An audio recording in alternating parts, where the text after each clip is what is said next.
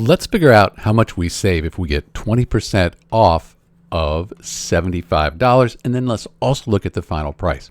So when we want to take 20% off of 75, first thing we want to do is change 20% to a decimal.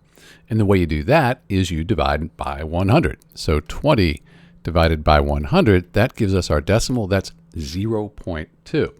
So we're going to take 0.2 and we multiply that by the original number. That's the 75. So 0.2 times 75, that gives us 15. So the amount off is $15. So that's how much off we save on our $75. If we get 20% off, we save $15.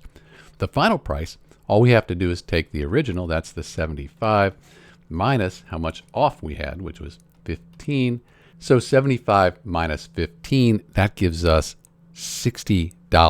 So the final price, when you take 20% off of 75, you save $15 and then you pay $60 out of your pocket. This is Dr. B, and thanks for watching.